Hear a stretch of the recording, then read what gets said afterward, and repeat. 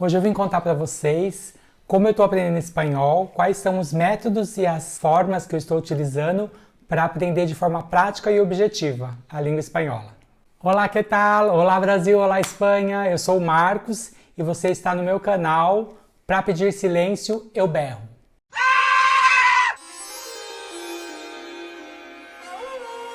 Hoje eu vou focar principalmente na minha forma de aprender o espanhol, por que eu estou aprendendo e como eu estou aprendendo. Então já vou aproveitar, vou dar bastante dica até o final do vídeo, então eu vou pedir para você assistir até o final, comentar e se inscrever no canal e compartilhar com os amigos, tá bom? Em 2018 eu resolvi viajar e em junho de 2018 eu saí do Brasil e fui fazer uma viagem grande, mais ou menos 1 ano e meio a gente ia fazer uma viagem pelo mundo. Quando terminou a viagem em 2019, em maio de 2019, nós resolvemos ficar na Espanha por um tempo. Não sabia se ia morar por aqui por muito tempo ou não, mas já faz 1 ano e meio que a gente está fixo aqui na Espanha.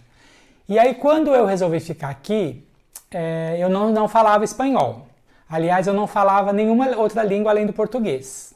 Então eu nunca aprendi uma outra língua oficialmente, entendo algumas coisas de inglês, mas não falo o inglês corretamente, né? E o espanhol muito menos. A gente acha que a gente fala espanhol, mas quando a gente chega na Espanha, a gente tem certeza que o nosso portunhol não dá conta do que a gente precisa para sobreviver, para viver em outro país.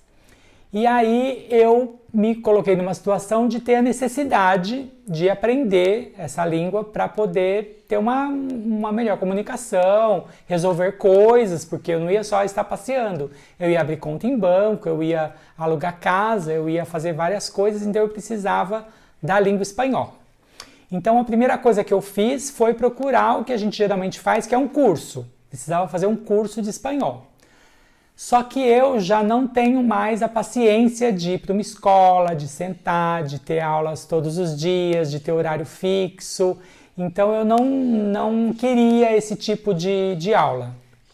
Hoje com a internet é tudo muito mais fácil, então eu fui procurando, fui pesquisando, fui procurando Instagram, Facebook, YouTube, o que eu conseguia para aprender melhor o espanhol. Eu encontrei a Cris Passino, que é minha professora, que há 1 ano e meio pelo menos eu estudo com o método dela e mudou minha vida, né? E aí eu fui agregando outras coisas no curso. Óbvio que um curso online, ele é um curso que você aprende com orientação, mas você tem que ser muito autodidata para conseguir evoluir bem, né? E era o que eu procurava, porque eu não queria, como eu já disse, esses outros métodos muito tradicionais. Então a primeira dica, eu acho que você tem que ter o interesse de gostar do que está fazendo, né, do que está aprendendo para tudo, acho não só a língua, e de necessidade, né? Então é gosto e necessidade. Eu tinha as duas coisas, porque eu tenho o avô que era espanhol, então eu já tinha um pouco de vontade de aprender, já tinha ouvido algumas vezes com a minha mãe, com os meus tios, um pouco do espanhol, então eu já tinha essa identidade com o espanhol. E nesse momento eu tinha necessidade de aprender para me virar melhor, para me comunicar melhor. Então eu queria estar mais próximo da língua, da cultura. E isso foi fundamental. E aí, então essa é a primeira dica, que é gostar ou precisar. Né? Então às vezes a pessoa precisa para trabalho, para outra coisa, então a gente vai ter que dar um jeito e aprender. E eu tinha as duas coisas. Aí eu comecei a fazer pequenas adaptações nas minhas rotinas. Primeiro eu comecei a ouvir podcasts em espanhol. Então existem podcasts, eu vou deixar, todas as dicas que eu der, eu vou deixar alguns links na descrição do vídeo, tá? Então de todos os podcasts que eu ouço, né? Ainda ouço, então tem podcasts que são mais simples, que dá para você entender melhor, e são aqueles mais correntes que você precisa prestar um pouco mais de atenção e também já consegue entender quando já está um pouco mais evoluído sua aprendizagem. Então eu comecei a fazer essas adaptações. Ouvi bastante podcast, ouvi YouTube, sigo alguns espanhóis no YouTube, não só sobre o espanhol, mas também que falam sobre outros assuntos para acostumar com a língua. Aqui em casa, como as televisões já são todas, né, na Espanha já tem todas, eles prezam muito pela língua, então dificilmente na Espanha você vai pegar um filme só com legenda, se tiver na TV aberta, você vai ver a maioria tudo em espanhol mesmo os programas que não são espanhóis, eles estão dublados e você consegue colocar legenda também, né? Na Netflix eu passei a assistir todos os filmes em espanhol, com legenda em espanhol, porque é importante para você aprender a escrever também as coisas que você ouve. E comecei mudei meus aparelhos, né? Foi uma segunda fase que eu mudei todos os meus aparelhos, telefone, tablet, computador, mudei todos para a língua espanhola. Então tudo que eu abro no computador tá tudo lá, as instruções, né? Como funciona, tá tudo em espanhol. Então eu tenho que aprender. Para morar na Espanha, você não precisa ter oficialmente a língua espanhola. Se você só vai morar como residente, você não precisa ter a língua espanhola. Mas se você quiser ter a cidadania espanhola, você precisa passar por um exame no Cervantes. Instituto Cervantes, que tem no mundo inteiro, tem escolas do Cervantes, e você precisa passar pela prova de línguas no Cervantes. Brasileiros na Espanha, morando 2 anos como residente, pode solicitar cidadania. Então eu fiz agora em junho, já tem 2 anos que eu pedi a residência aqui. Então eu já posso pedir a cidadania espanhola. E então eu fiz agora em julho o exame do Cervantes, que é o nível A2. São 6 níveis, tem o A1, o A2, o B1, o B2, o C1 e o C2.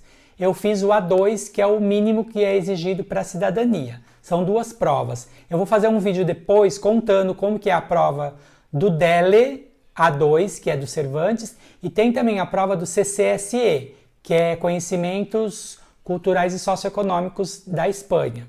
Então são 2 exames que você precisa fazer, eu já fiz os 2. O Cervantes ainda não saiu a nota, demora de 2 a 3 meses, já vai para 3 meses que eu fiz e ainda não saiu a minha nota, mas eu acredito que tenha ido bem. Eu vou fazer um vídeo contando mais especificamente essa prova, que é bem interessante. E para mim tem quatro itens nessa prova que são pedidos. E para mim o mais complicado era a escrita, porque você tem que escrever 2 textos nessa prova. Um de 80 palavras, outro de 70 palavras. Então eu tinha mais medo, assim, mais dificuldade, eu acreditava, com o escrito, porque o falado você, né, pode errar um pouquinho e tal, mas não é tão difícil. A audição é tranquila também, porque os textos são todos muito pausados, são ditados muito pausados, então é tranquilo. E a interpretação de texto também não é difícil, né, porque é tudo na leitura. Eu comecei a fazer redações, né, e com a parceria com a Cris, que é minha professora, ela corrigia meus textos, mandava por e-mail ou pela plataforma, que ela tem uma plataforma maravilhosa para aprender. Então eu podia comentar por lá, né, e então mandava os textos para ela corrigir e aí fui fazendo as adaptações. Aí a terceira fase, um pouco antes da prova, eu comecei a comprar livros que eu já li em português, só que em espanhol. Então, assim, já conhecia a história e aí eu ia mais por causa da língua mesmo. Aí comecei a comprar uns livros do Saramago, livro de filosofia, que é um pouco mais difícil, mas também é interessante para aprender, porque você aprende muito, porque tem raciocínios mais complexos, então você vai ter que aprender o que ou alguma coisa vai escapar, mas a maioria das coisas você vai conseguir entender, e se não entender vai buscar e assim aprender, né? E acho que uma coisa que ajuda muito a gente a aprender é o erro, né? Quando a gente erra, a gente aprende muito, porque você não erra de novo, aquela mesma coisa quando você paga mico principalmente.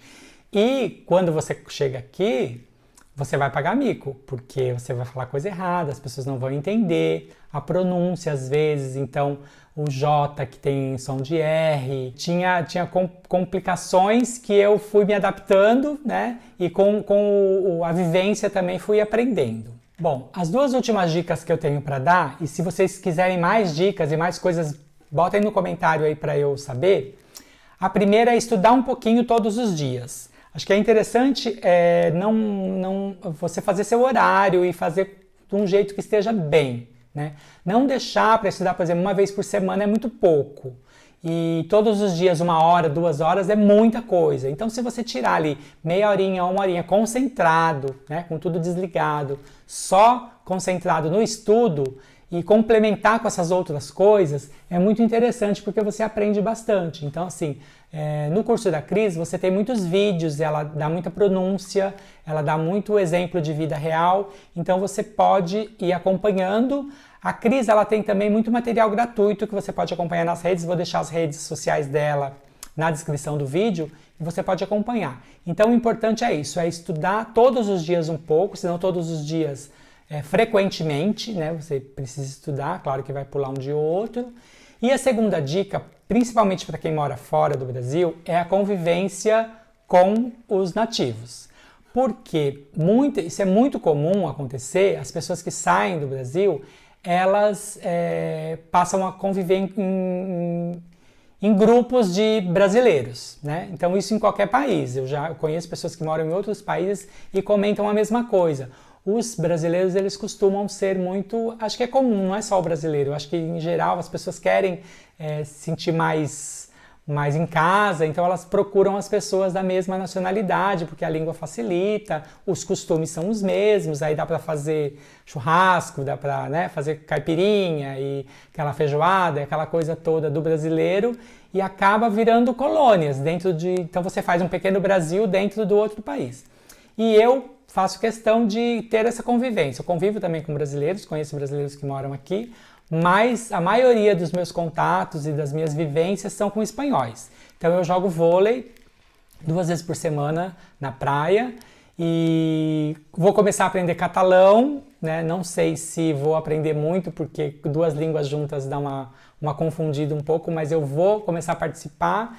E sempre converso com vizinhos, né? Sempre tem essa convivência. Tenho amigos aqui que a gente sai para beber junto, espanhóis também. Então, que a gente começa a conviver. É importante essa vivência.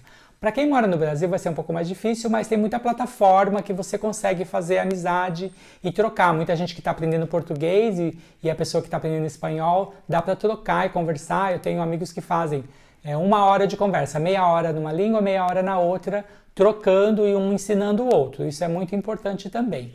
A imersão, com certeza, no Brasil é mais difícil do que aqui, porque aqui você é jogado e tem que aprender, porque tudo funciona, né? Placa, mercado, tudo você tem que acostumar. No Brasil vai ser um pouquinho mais difícil, mas tem que ter aquelas 2 coisas que eu falei no princípio. A necessidade e o gosto, né? Era isso. Se você gostou do vídeo, curte, compartilha, me ajuda a divulgar aí esse trabalho e até mais. Um beijo, até mais. Tchau, tchau.